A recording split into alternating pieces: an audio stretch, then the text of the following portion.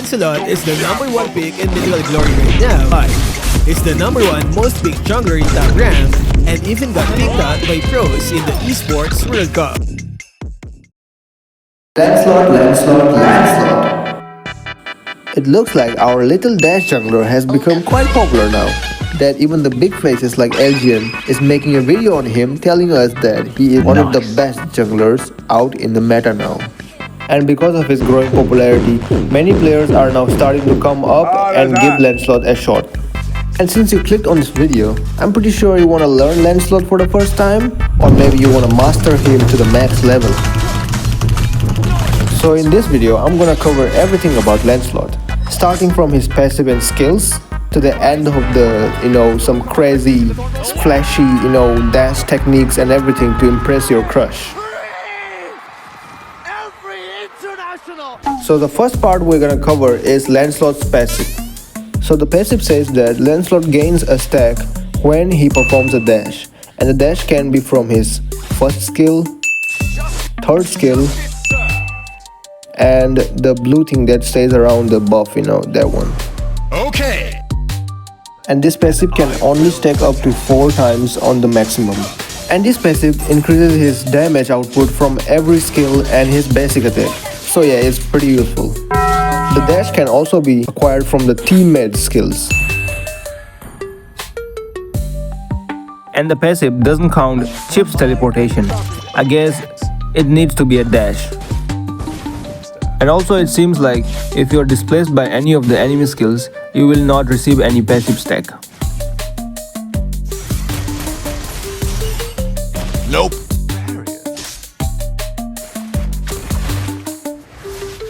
Nope.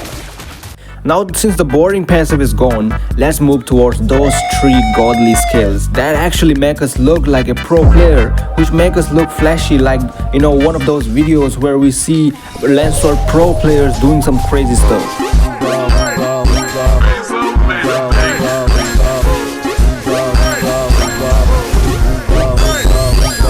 Alright, so his first skill. His first skill is a dash. Wrote me a sonnet. Pity it hardly rhymes. Until you decide to dash to a target which will put a gay mark on them, and this mark will make them gay while giving you 100% cooldown on your first skill. And the target can be anything: hero, Ricky, red buff, small buff, lord, blue buff, of course the blue buff, the small cabbage Belbazaur, and then the turtle. And lastly, every Lancelot's best teammate, which is enemy minions. And if we have enough brain cells, we should know that it will not work on towers. Now when you put gay mark on an enemy, you will not want to dash into them again. Because when you do, you will not have any cooldown reduction. So be ready to run with those thin skinny legs. Until you have your third skill ready, which deals damage over a large area and it can harm a lot of players at once. But it doesn't put any gay mark on any enemy. Now about his second skill, it deals damage. And the damage is based on the, position where the enemy are in the Dorito-like structure. Or I should say bingo man angles. They'll be easier to understand. So the damage of his second skill depends on the locations of his second skill. As you can see here, the one on the middle suffered the most damage, while the others who were on the edge suffered less damage than the middle one. I hope that was understandable. So yeah, positioning is important for his second skill to deal damage. So you better use your big brain before casting skills on those, those big team fights where you can't really understand what's going on.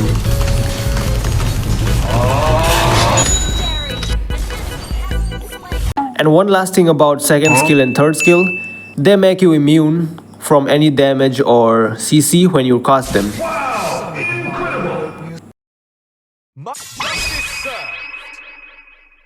So that was it for the passive and skills. Now it's time for the builds and emblems. To be honest, builds and emblems depends on the player's playstyle. So you can copy this build of mine if you are interested in it. In my build, I first go for Tough Boots for CC resistance, and then I go for Hunter Strike for early damage and CD reduction, and then War X straight up for more damage and more CD reduction, while also getting Little Spell Vamp with extra HP. And then things become situational. If you are winning the game, you should get BOD. And if you are losing the game, you should get Endless Battle. And then you can get Immortality for defense, or if you want to make more damage, you can go for Malefic Roar, or these two items.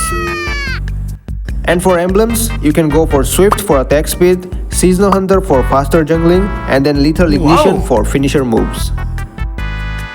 Now all the boring skill passives and build and emblems are done. Now it's time for something real that will actually make us skillful. Even if we don't have skills, we will look flashy. We will look like we are from global top or something like that.